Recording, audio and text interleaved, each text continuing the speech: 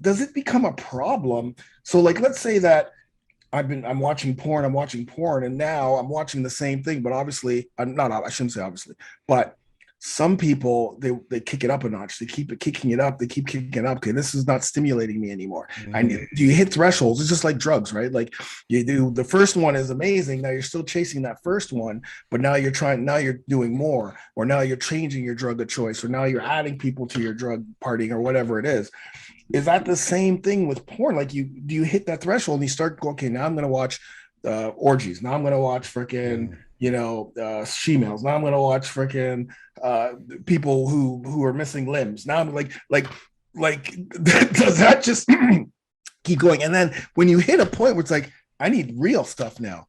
Like is that Mm. even is that something that you've come across? Brother, such an important conversation right now.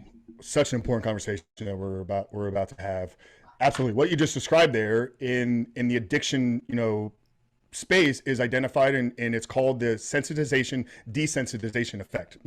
That first hit, I've done, I don't say I've done a lot of drugs, but I've done my fair amount of them in my life. That first hit of cocaine, like I never was able to duplicate that ever again. Like the feeling that it gave me. Same thing happens with pornography. We talked about first, second exposure, reestablishes a new baseline for your brain. You never, with that same type of content, will receive that hit again. So this is where you begin to chase certain things. You begin to get into, you probably start with maybe some vanilla porn, one guy, one girl, then it becomes one guy, two girls, then it becomes 10 guys, one girl, then it becomes, you talked about the shemale, you talked about the gangbang, you talked about, the gay stuff, like whatever it is. I don't want to get too, specific here. I'll kind of let people's brains kind of take where they want to go.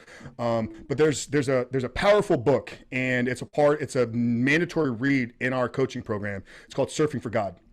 And the author, Michael John Cusack, talks about how his porn addiction led him into the realm of escorts, led him into the realm of prostitution, seeking out strip clubs.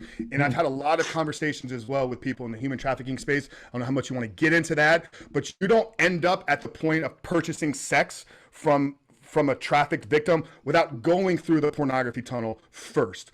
And, Right. and and I believe that to my core. Nobody ends up buying sex if they don't struggle with a massive porn addiction. So Mm. absolutely, brother. And it's something that I experienced as well. The things that I was watching, in my 30s, my mid 30s, late 30s, when I finally, well, mid 30s, because I'm in my late 30s now, was not the same stuff that I was into. And then it gets even more dangerous when you begin to try to bring that into your relationship. This was something that I Mm. struggled with because I thought I had these certain desires and needs. So I had a woman that was willing to, sleep with me. It's like, well, why can't we just do the stuff that I'm hooked on? It caused a lot of tension and Mm. real, fights within our relationship because, like, why won't you do these things? I'll just go get this from pornography. So very important conversation right now because Mm. absolutely, like, once you establish that new baseline, it becomes like, I need more and more hardcore graphic materials. And this is where you kind of get that chaser effect. Like, anybody that's had like a coke problem, like you'll spend all night looking for the next hit. Like, if you got a massive problem with pornography, it's not about the finish. Many times it's the pursuit of finding that next image. Like, I'll talk to a lot of guys, they're like, I watched porn for 8 hours today, but it was like 20 to 30-second clips and I was on to the next video because the dopamine comes in the pursuit of the goal. Like, dopamine is a chemical of motivation. So it's Mm. designed to help us go out there and tackle the world and create businesses and build skyscrapers. But the pursuit of the next pornography is really where the guys show. They're like, next video, next video, next video. So yeah, I hope I answered your question there, but Oh yeah, 100% yeah, totally, sorts totally. in hijacks that. For sure, because it does hijack your, like, for me anyways. I remember in my 30s, when I had a girlfriend, and at that point I was still kind of, I was watching porn because I was doing drugs and I was watching porn, and I was kind of like, but I didn't like to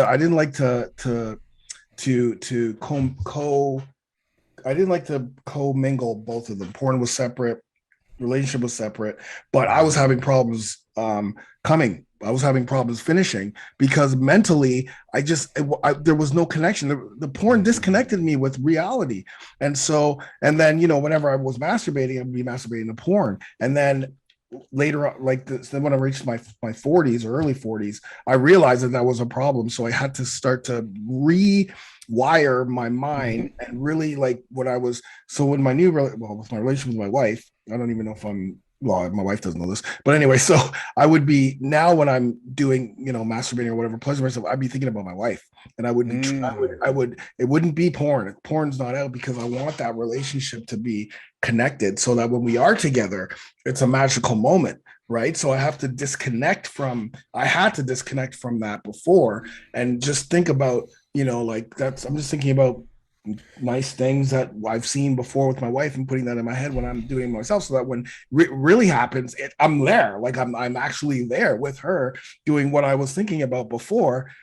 It's amazing. It's actually it literally. You understand this because you understand because you study the brain and neuroscience a lot here. What fires together wires together. So attaching the act of ejaculation or the masturbation and release to visual images versus real intimacy, like you begin to create, that is the pathway for you to get to that end result. Like I've had conversations with men that literally will have to watch pornography while having sex, or watch pornography like while their girlfriend is kind of going down on them, just to kind of keep it up. And one other thing I wanted to talk about, because we briefly touched on the kids and kind of how it distorts like your own perception of reality and what real sex and intimacy is. I'm not sure if you saw the Billie Eilish thing that came out. She's a pop star here in the States in December. So young girl, young woman, I think probably in her late teens, maybe. I think she might be in her early 20s. Like Billie Eilish is her name. She was on the Howard Stern show, or whatever he calls whatever it is that he's doing. But she talked about how she was introduced to pornography at like 11 years old.